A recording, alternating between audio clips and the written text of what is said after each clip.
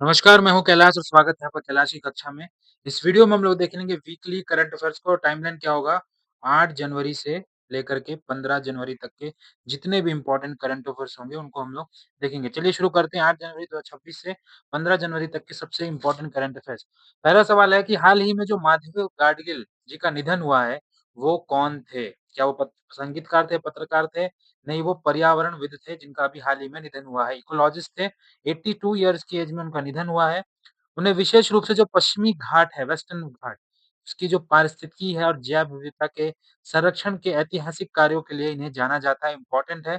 और 2024 में उन्हें यूनाइटेड नेशन का जो चैंपियंस ऑफ अर्थ अवार्ड है, वो भी मिल चुका है, जो कि यूनाइटेड नेशन का सर्वोच्च पर्यावरण पुरस्कार है। वे पुणे, महाराष्ट्र से थे। ठीक है, इम्पोर्टेंट है माधव गाडगिल, जो कि एक पर्यावरणविद थे। अगला सवाल है, हाल ही में अंतर्राष्ट्रीय क्रिकेट में 650 छक्के लगाने वाले दुनिया के पहले बल्लेबाज कौन है? वो और कोई नहीं है, x Indian captain of India is Rohit Sharma. ठीक है, यहाँ पर बात हो रही है इंटरनेशनल क्रिकेट की, यानी इसमें टी20 भी आएगा, ओडीआई आएगा और टेस्ट मैच आएगा। तीनों को मिला करके उन्होंने अब 650 छक्के लगा दिए हैं। Rohit Sharma become the first batter to hit 650 international sixer. Second number पे क्रिस गेल है, जो लास्ट टाइम अपना मैच खेले थे 2021 में और वेस्ट इंडीज से वो खेलते थे। याद रखेंगे। अगला सवाल फिर से क्रिकेट का है।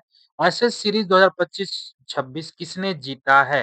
वो जीता है ऑस्ट्रेलिया ने। देखिए, ऑस्ट्रेलिया और इंग्लैंड के बीच एक बहुत ही पुरानी राइवलरी होती है, जिसे हम टेस्ट क्रिकेट के एशेज सीरीज के नाम से जाना जाता है और हर 2 साल में होती है।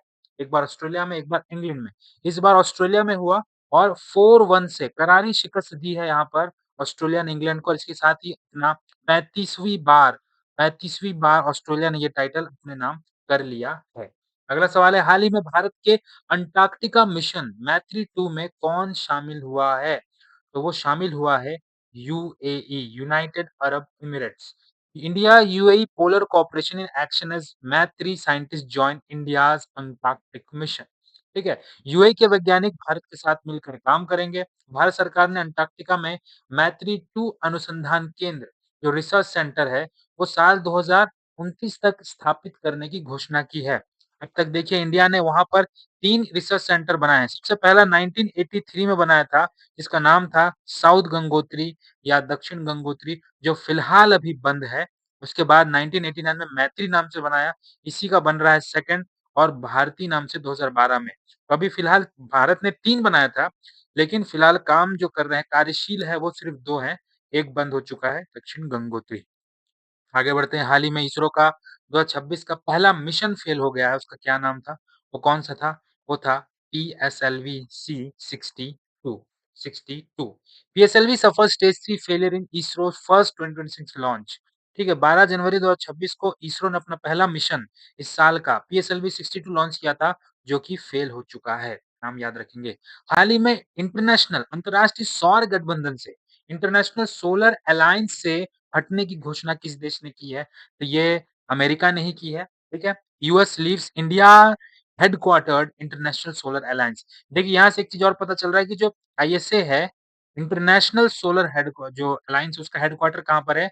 इंडिया में है। तो वहाँ से हटने की घोषणा किसने की है? ट्रम्प ने की है। 66 संगठनों से बाहर होने की घोषणा की। सिर्फ इंडिया इसी से नहीं, आईएसए से नहीं।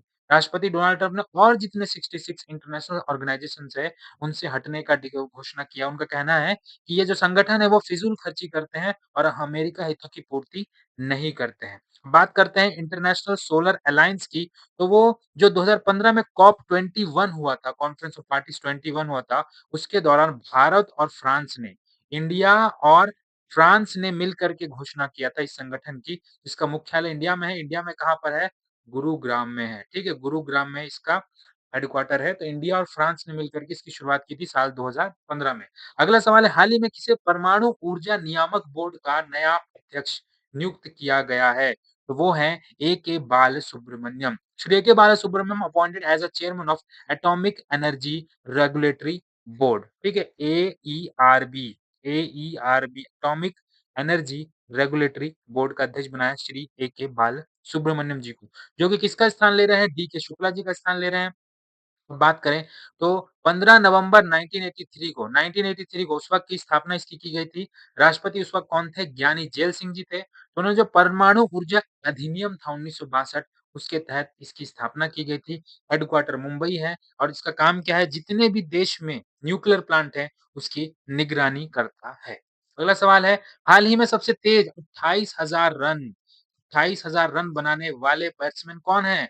कोई नहीं है भाई, किंग कोहली, विराट कोहली हैं 28,000 रन बनाने। Virat Kohli becomes fastest player to reach 28,000 runs across format. Vadodara में चल रहा था मैच न्यूजीलैंड के खिलाफ, पहला वनडे मैच हुआ जिसमें भारत अच्छी जीत दर्ज किया है और उसमें 624 पारी लगी विराट कोहली को ये मुकाम हासिल करने में। सचिन तेंदुलकर को लगा था 644 पारी। तो थोड़ा तेज बना दिए हैं, इसके साथ ही ये रिकॉर्ड उन्होंने तोड़ा। सचिन के अभी तक इंटरनेशनल क्रिकेट में 34,357 रन है और विराट कोहली के भी 28,000 कुछ हुए हैं। तो ये रिकॉर्ड तो ख़ैर सचिन के पास ही रहेगा क्योंकि लगभग 6,000 से ज़्यादा रन पीछे हैं विराट कोहली और अभी आपको पता होगा कि टेस्ट खेल नहीं रहे हैं विराट कोहली, ओडीआई खेल रहे हैं बस, टेस्ट टी20 भी खेल नहीं रहे।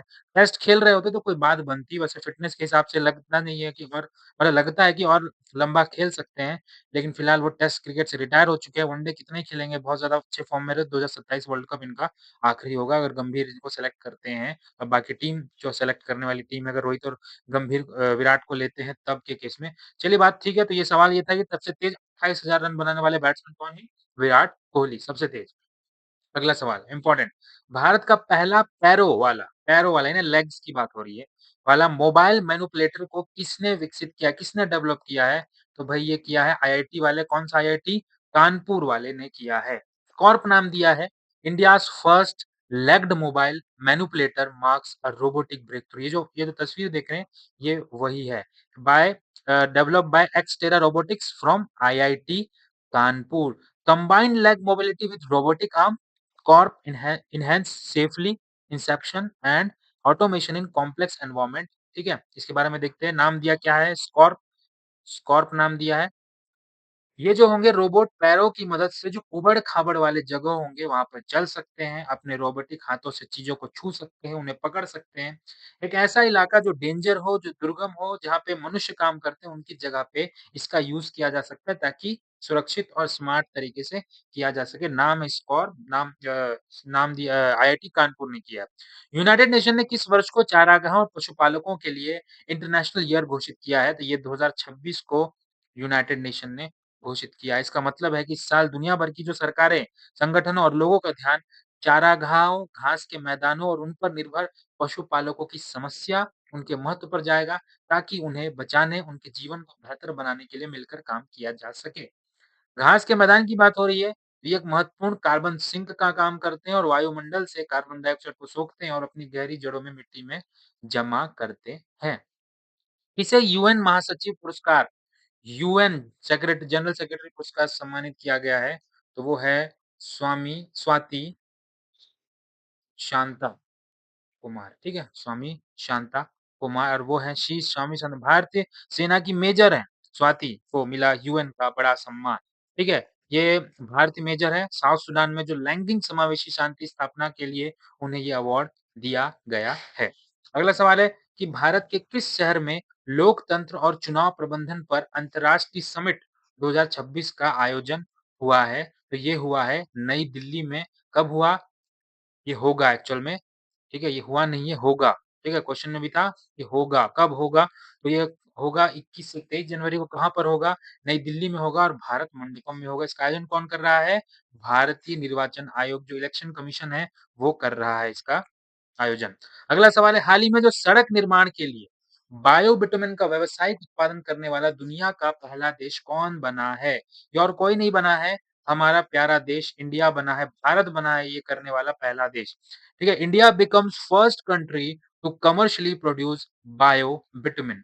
बायोबिटुमेन देखिए सबसे पहले तो बात करते हैं बिटुमेन क्या होता है?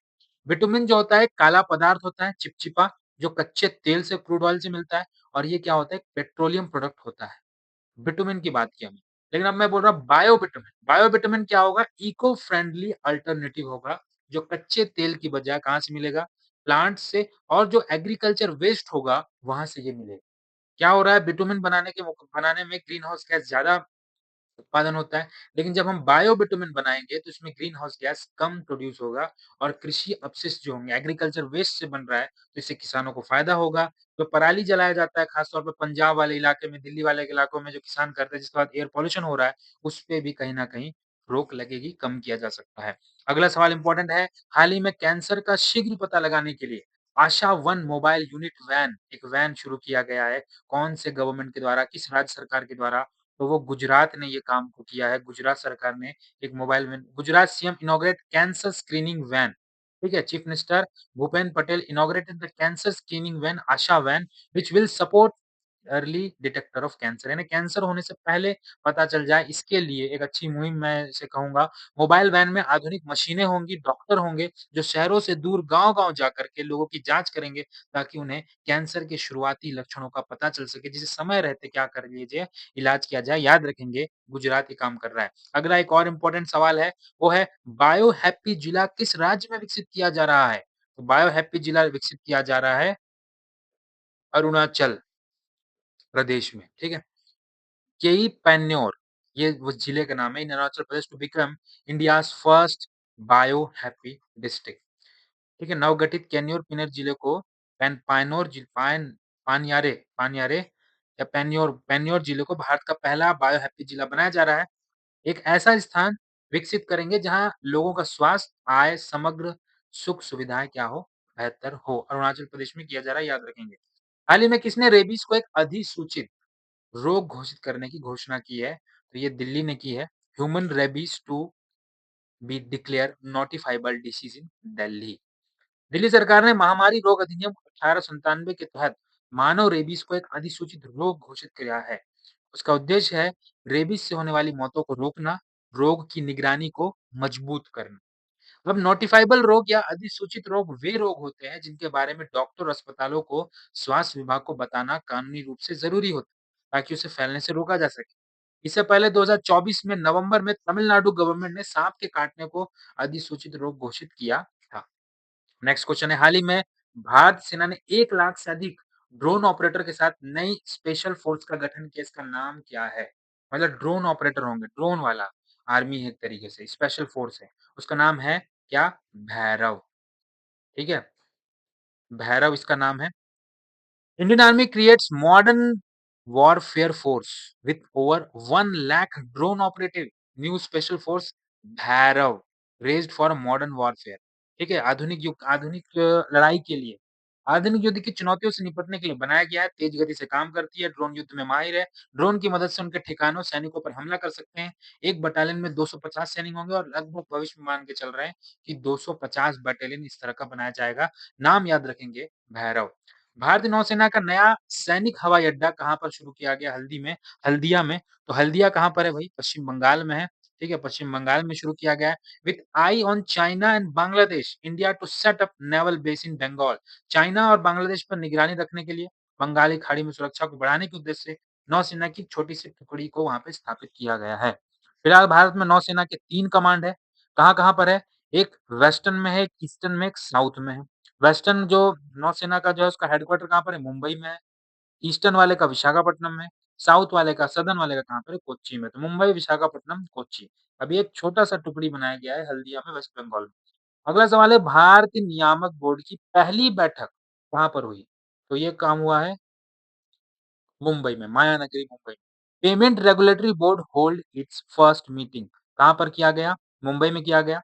तो 5 जनवरी 2026 को जिसकी अध्यक्षता किसने की है इस मीटिंग की? आरबीआई गवर्नर संजय मल्होत्रा जी ने की है। यहाँ पे घरेलू और वैश्विक दोनों भुगतान प्रणालियों से जुड़े जो मौजूदा फोकस क्षेत्र पर चर्चा की गई और भारत की बढ़ती अंतर्राष्ट्रीय डिजिटल भुगतान जो भूमिका है उस पर जोर दिया गया। बात करते हैं पेमेंट रेगुलेशन बोर्ड का गठन जो हुआ है, पेमेंट सेटलमेंट एक एक्ट था 2007 जिसमें संशोधन के बाद किया गया और ये 9 मई 2025 से प्रभावी हुआ है। हाल ही में किसे नृत्य कला निधि पुरस्कार 2025 से सम्मानित किया गया, वो है उर्मिला सत्यनारायण। नृत्य कला award conferred on Urmila Satyanarayan. ये है Urmila Satyanarayan, she is and Bharatanatyam की प्रसिद्ध कलाकार है। चेन्नई में आयोजित हुआ था संगीत अकादमी उसके 19वें नृत्य महोत्सव के दौरान ये अवार्ड उन्हें दिया गया है और मद्रास संगीत अकादमी के द्वारा हर साल जो शास्त्रीय नृत्य होते हैं, उसके क्षेत्र में योगदान के तरीके से ये दिया जाता है। अगला सवाल है भारतीय भाषाओं पर इंटरनेशनल समिट हुआ है जो कि तीसरे नंबर का था, वो कहाँ पर हुआ है? तो वो हुआ है न्यू दिल्ली में। Vice president Shri CP Radhakrishnan inaugurates international conference on Indian language. तो वाइस प्रेसिडेंट जो थे, उन्होंने इसका उद्घाटन किया सीपी राधाकृष्णन जी के द्वारा। भारतीय भाषाओं को संरक्षित करना, उनका स्टडी करना, उन्हें ग्लोबल लेवल पे बढ़ावा देना, ये इसका उद्देश्य था। हाल ही में उत्तर प्रदेश का पहला ब्रेल पुस्तकालय कहाँ पे शुरू किया गया? तो ये शुरू किया गया है लखनऊ में शुरू किया गया है। हाल ही में विश्व हिंदी दिवस कब मनाया गया? तो ये मनाया गया है 10 जनवरी को। 10 जनवरी 1975 को नागपुर, महाराष्ट्र में पहला विश्व हिंदी सम्मेलन का आयोजन हुआ था, 75 की बात कर रहा हूँ मैं। उसका उद्घाटन तत्कालीन जो प्रधानमंत्री थी, इंदिरा गांधी जी ने किया था और उसके बाद 2006 में जो तत्कालीन पीएम थे, डॉक्टर मनमोहन सिंह जी, उन्होंने 10 जनवरी को हर साल ये दिन मनाने की घोषणा की। तो 10 जनवरी याद रखेंगे, ये दिन मनाया जाता है विश्व हिंदी दिवस। राष्ट्र हिंदी दिवस कब मनाया जाता है? वो मनाया जाता है 14 सितंबर को। ये नेशनल हिंदी दिवस है, ये इंटरनेशनल हिंदी दिवस है और 14 सितंबर को क्यों मनाते हैं? 10 सितंबर को तो समझ में आ गया क्योंकि पहला विश्व हिंदी सम्मेलन हुआ था 1975 में। अब 14 सितंबर को क्यों मनाते हैं? क्योंकि हिंदी को 1949 में 14 दिसंबर को क्या किया था? राजभाषा के रूप में अपनाया गया था। राजभाषा मतलब ऐसी भाषा जिसे जो शासकीय कार्य में इस्तेमाल किया जाता है, उसे हम राजभाषा कह रहे हैं, राजभाषा सिंपल भाषा में। अगला सवाल है राष्ट्रीय सरल मेला 2026 का आयोजन कहाँ पर हुआ है? तो हुआ है आंध्र प्रदेश में। द सरस मेला ब्लेंड्स संस्कृति वाइब्स विथ एसएचजी ने सेल्फ हेल्प ग्रुप एम्पावरमेंट इन गुंटूर 6 से 18 जनवरी तक चलेगा। गुंटूर आंध्र प्रदेश में हुआ। महिला जो स्व सहायता महिला होती है, सेल्फ हेल्प ग्रुप का आर्थिक सशक्तिकरण करना, इसमें सभी राज्यों से 300 महिला कारीगरों ने हिस्सा लिया। इसे सरस आजीविका मेला भी कहा जाता है। ठीक है, इंपॉर्टेंट है, याद रखेंगे। एक और इम्पोर्टेंट खान सुरक्षा महानिदेशालय ने अपना 125वां स्थापना दिवस मनाया और इसका मुख्यालय कहाँ पर है? इसका मुख्यालय है झारखंड में। 7 जनवरी 1902 को इंडियन माइंस एक्ट 1901 को लागू करने के लिए कलकत्ता में ब्यूरो ऑफ माइंस इंस्पेक्शन के रूप में इसका गठन किया गया था और बाद में इसका नाम बदल के रख दिया गया खान सुरक्षा महानिदेशालय। मुख्यालय कहाँ पर है? अभी हमने देखा झारखंड में है। झारखंड में भी कहाँ पर है? झारखंड में धनबाद में इसका हेडक्वार्टर है। इसका मिनिस्ट्री कौन कंट्रोल कर रहा है? श्रम एवं रोजगार मंत्रालय। ठीक है, आपको लगेगा माइनिंग मिनिस्ट्री तो नहीं कर रहा है, स्टील मिनिस्ट्री या कोल मिनिस्ट्री, इस तरह का ऑप्शन हो सकता है। याद रखना है क्योंकि जो नहीं पढ़ेगा लॉजिक लगाने जाएगा, तो वो श्रम रोजगार मंत्रालय को तो एलिमिनेट करेगा। माइनिंग को ज़्यादातर हो सकता है क्योंकि माइन्स वाली बात हो रही है, तो माइनिंग मिनिस्ट्री हो सकता है या स्टील का सोच सकते हैं या कोल का सोच सकते हैं या एनर्जी का सोच सकते हैं, लेकिन नहीं, श्रम एवं रोजगार मंत्रालय इसको रेगुलेट करती है। काम क्या है? खदानों में श्रमिक को सुरक्षा, स्वास्थ्य एवं कल्याण सुनिश्चित करना और इसके जो डीजी हैं, डायरेक्टर जनरल जो हैं, महासचिव बोलेंगे वो है उज्ज्वलता, उज्ज्वलता जी हैं इसके डायरेक्टर। फिर है आईएटीए, क्या होता है इसका मतलब आगे देखेंगे। शामिल होने वाली 5वीं इंडियन एयरलाइंस कौन है? तो वो है अकाशा एयर, ठीक है? अकाशा एयर जो है, Akasha Air enters IATA become India's fifth member of global airline body. ठीक है? आईएटीए, आईएटीए यानी international air transport association, international air transport association. 19 अप्रैल को 1945 को ये बना था। मुख्यालय कहाँ पर है? कनाडा के मॉन्ट्रियल में है। और अभी भारत की जो काशा एयरलाइन है, वो इसमें शामिल हो गई है। तो शामिल होने का क्या मतलब है? मतलब ये है कि एयरलाइन जो है, वो वैश्विक विमानन उद्योग के मानकों, सुरक्षा और कुशलता का पालन करती है। इसकी सदस्यता पाने के लिए सुरक्षा ऑडिट पास करना होता है। ये सुनिश्चित करना होता है कि एयरलाइन सुरक्षित है और इससे यात्रियों और व्यापार भागीदारों का विश्वास बढ़ता है। तो एक अचीवमेंट है एक तरीके से। आकाशा एयर 2020 में बना और भारत का सबसे युवा एयरलाइन है। अब बात हो रहा था कि ये 5वीं एयरलाइन बन गई, तो और 4 कौन-कौन से? इंडिया का एक एयर इंडिया है, एयर इंडिया एक्सप्रेस है, इंडिगो है और स्पाइस जेट है और अब 5वां बन गया है कासा air, IATA, international air transport association. अगला सवाल है हाल ही में राष्ट्रीय मानव तस्करी जागरूकता दिवस कब मनाया जाता है? मानव तस्करी, ह्यूमन ट्रैफिकिंग जो किया जाता है उसको अवेयरनेस के लिए ये दिन मनाया जाता है 11 जनवरी को। हाल ही में टेक्नो पैंट्स ने किसे अपना ब्रांड एम्बेसडर बनाया है? ग्रेट सचिन तेंदुलकर को। Sachin Tendulkar named brand ambassador of techno paints. एक और इम्पोर्टेंट, हाल ही में भारत के पूर्णतः पहले फुल्ली जो कागज रहित जिला न्यायालय का उद्घाटन किया गया। यानी ऐसा जिला न्यायालय जिसमें सारा काम अब कागज में ही होगा, तो वो किया गया है केरल में किया गया है। मुख्य न्यायाधीश जो हैं सूर्यकांत ने केरल के वायनाड डिस्ट्रिक्ट के कलपेट्टा में, केरल में कहाँ पे जिला का नाम है वायनाड और वो कहाँ पे कलपेट्टा में भारत के पहले पूर्ण कागज रहित जिला न्यायालय का उद्घाटन किया गया। ये पहला जिला होगा जहाँ केस फाइल करने से लेकर के लास्ट डिसीजन आने तक पूरा जो प्रोसेस होगा वो कागज रहित होकर ना कागज़ों में नहीं होगा, डिजिटली हो सकता है। एआई टेक्निक का उसमें इस्तेमाल किया जाएगा। केरल का वायनाड जिला का कलपेट्टा उच्च न्यायालय में। अगला सवाल है भारतीय विशिष्ट पहचान प्राधिकरण का मैस्कॉट शुभंकर क्या है? उसका नाम है उदय। यूआईडीआईए इसकी स्थापना 2009 में हुई थी। केंद्र सरकार द्वारा योजना आयोग, जो कि अब नीति आयोग है, इसके तहत की गई थी और केंद्रीय इलेक्ट्रॉनिक्स और सूचना प्रौद्योगिकी मंत्रालय के ये अधीन काम करता है और 2016 में इसे वैधानिक निकाय बनाया गया था। तो मु मैस्कॉट का नाम क्या है? उदय और यूआईडीए से रिलेटेड जो चीज़ें थी, की स्थापना 2009 में हुआ। केंद्र सरकार ने योजना आयोग, जो कि अब नीति आयोग है, उसके तहत की गई थी और इलेक्ट्रॉनिक सूचना प्रौद्योगिकी मंत्रालय के अधीन काम करता है। 2016 में वैधानिक निकाय बनाया गया था। अगला सवाल है भारतीय प्रवासी दिवस कब मनाया जाता है? 9 जनवरी को मनाया जाता है। क्यों मनाया जाता है 9 जनवरी को? तो 9 जनवरी 1915 को वो दिन था जब महात्मा गांधी जी दक्षिण अफ्रीका से हमारे देश वापस लौटे थे। पहली बार ये दिवस कब मनाया गया? साल 2003 में मनाया गया और 2003 से लेकर के 2013 तक ये हर साल मनाया जाता था। फिर 2015 में क्या किया गया? 2 साल में 1 बार मनाया गया। पिछला जो मनाया गया वो 2025 में मनाया गया। कहाँ पर मनाया गया था? ओडिशा में मनाया गया था, जो कि 18th एडिशन था। उससे पहले जो 17 था, वो इंदौर में मनाया गया था, कब 2023 में। अब जो मनाया जाएगा वो 19वाँ होगा और 2027 में होगा। इस बार नहीं मनाया गया, 2026 में नहीं मनाएगा, कोई खास आयोजन, विशेष आयोजन नहीं हुए हैं। क्यों? क्योंकि साल में 2 साल में 1 बार मनाया जाना है, इसलिए इस बार ऐसा कुछ प्रोग्राम आयोजित नहीं हुआ है।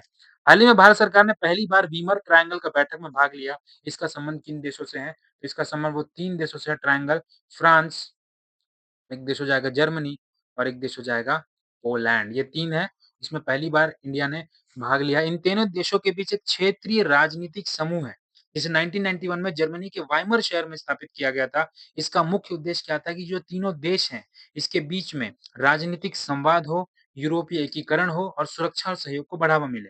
इस बैठक में पहली बार भारत शामिल हुआ है, तो इम्पोर्टेंट हो जाता है क्योंकि पहली बार हुआ है, 1991 में बना है और इंडिया पहली बार बैठक में शामिल हुआ और इंडिया से किसने हिस्सा लिया? मोदी जी ने नहीं, जयशंकर जी जो कि विदेश मंत्री है, उन्होंने हिस्सा लिया है। अगला सवाल है, हाल ही में नई दिल्ली विश्व पुस्तक मेला 2026 आयोजित हुआ है नई दिल्ली में, तो उसमें गेस्ट ऑफ ऑनर किस देश को बनाया गया था? तो वो था कतर, कतर, ठीक है? 18 से 10 से 18 जनवरी 2026 तक ये चल रहा है नई दिल्ली के भारत मंडपम में। नाम याद रखेंगे कतर, जो कि गेस्ट ऑफ ऑनर कंट्री है। अब ज़्यादा सवाल बचे नहीं हैं, कुछ सवाल हैं। किस राज्य के नागौरी अश्वगंधा को जीआई टैग मिला है? जहाँ जब जब भी देखेंगे हर जब से मैं वीकली करंट अफेयर्स का वीडियो बना रहा हूँ, उसमें आप देखेंगे हर बार एक ना एक तो जीआई टैग का आता ही है क्वेश्चन। मैं इंक्लूड कर ही रहा हूँ और एग्ज़ाम में भी पूछ रहा है कहीं न कहीं। तो राजस्थान को मिला है नागौरी अश्वगंधा का जीआई टैग। ना Nagauri ashwagandha receive GI tag. तो जीआई टैग ये राजस्थान का दूसरा प्रोडक्ट है। दूसरा कृषि उत्पाद है, कृषि उत्पाद। इससे पहला क्या है, सौजत मेहंदी बोल करके है, वो ऑलरेडी पहली बार मिल चुका है। पंखुड़ी नाम से डिजिटल प्लेटफ़ॉर्म लॉन्च किया गया किसके द्वारा? कौन-सी मंत्रालय के द्वारा? तो महिला बाल विकास मंत्रालय के द्वारा। खेलो इंडिया गेम्स 2026 की पदक तालिका में कौन टॉप में रहा? तो वो रहा कर्नाटक। कर्नाटक टॉप में रहा। कहाँ पर हुआ? दीव में हुआ, दमन-दीव वाला दीव में हुआ, घोघला बीच में हुआ, 5 से 10 जनवरी के बीच में हुआ। ये सेकंड एडिशन था। में 11 मेडल के साथ कर्नाटक टॉप पे रहा और दूसरे स्थान पर रहा तमिलनाडु, ठीक है? जो कि सेकंड पोज़ीशन पे रहा। कर्नाटक जो है वो फर्स्ट पोज़ीशन पे रहा और मणिपुर उसके बाद थर्ड पोज़ीशन पे रहा। याद रखेंगे दीव में हुआ, घोघला बीच में हुआ, 5 से 10 जनवरी के बीच हुआ, सेकंड एडिशन था कर्नाटक टॉप में रहा। कौस किसकी बात कर रहा हूँ? खेलो इंडिया बीच गेम्स। खेलो इंडिया बीच गेम्स है ये, खेलो इंडिया बीच गेम्स। अगला सवाल है राष्ट्र युवा दिवस कब मनाया गया? जो थोड़ा बहुत भी जीके में पढ़ते होंगे उनको मालूम होगा कि 12th जनवरी को क्या मनाया जाता है? राष्ट्रीय युवा दिवस। जो भारत के महान दार्शनिक थे, आध्यात्मिक नेता थे, स्वामी विवेकानंद जी की जन्मदिन को 1985 से हर साल मनाया जा रहा है। 84 में घोषणा हुई थी, 85 में मनाया जा रहा है। एक दिवस और है इंटरनेशनल यूथ डे। एक तो नेशनल यूथ डे था, एक इंटरनेशनल यूथ डे है जो 12 अगस्त को मनाया जाता है और नेशनल यूथ डे भी 12 तारीख लेकिन महीना जनवरी है, ये अगस्त है, याद रखना है स्वामी विवेकानंद की जयंती को। उस्मान ख्वाजा ने अंतर्राष्ट्रीय क्रिकेट से संन्यास ले लिया। वे कौन से देश के खिलाड़ी हैं? वे ऑस्ट्रेलिया से इस न्यूज़ को मैं इस क आपको मैं इसलिए लिया हूँ क्योंकि इन्होंने एक थोड़ा कुछ विवादित बयान भी दे दिया था, जो आप गूगल करके देख लेना। तो उस्मान ख्वाजा जो है लेफ्ट हैंड बैट्समैन थे, ओपनिंग करते थे, टेस्ट मैचेज़ में नीचे भी उतरे हैं, वनडे, टी20 सब खेला। ऑस्ट्रेलिया के लिए एक बहुत अच्छे क्रिकेट खिलाड़ी थे। तो फिलहाल उन्होंने एशेज़ का जो लास्ट मैच था, वो खेला कुछ फिलहाल वो कुछ कर भी नहीं पाए, ज़्यादा रन बना नहीं पाए। तो संन्यास उन्होंने लेने की घोषणा कर दी है, ऑस्ट्रेलिया से वो खेलते हैं उस्मान ख्वाजा। अगला और जो लास्ट सवाल ये है, हाल ही में कमला हाइड्रो इलेक्ट्रिक प्रोजेक्ट कमला हाइड्रो इलेक्ट्रिक प्रोजेक्ट को मंजूरी मिली है। इसका संबंध किस राज्य से है? तो इसका संबंध है अरुणाचल प्रदेश से अरुणाचल प्रदेश से। सरकार ने मंजूरी दे दी है, बजट कितना है? बजट है करीबन इतना, क्षमता कितनी है? इतना 1720 मेगावाट इसकी क्षमता है। कमला नदी पर बन रहा है, इसलिए नाम ये है। कमला नदी कौन है? कमला नदी क्या है? सुबनसिरी नदी की एक सहायक नदी है। इस प्रोजेक्ट का पुराना नाम Subansiri middle hydro electric project था। इसमें नेशनल हाइड्रो पावर कॉर्पोरेशन की हिस्सेदारी 74% है और जो अरुणाचल स्टेट गवर्नमेंट है उसकी जो हिस्सेदारी है वो 26% है। तो इस वीडियो में इतना ही था। हमने 8 जनवरी से लेकर के 15 जनवरी तक के जितने इम्पोर्टेंट करंट अफेयर्स हो सकते थे, उसको हमने कवर कर लिया है। वीडियो अच्छा लगा हो तो लाइक कर देना, चैनल पर नया सब्सक्राइब कर देना और अपने दोस्तों तक ज़रूर शेयर कर देना। Thank you.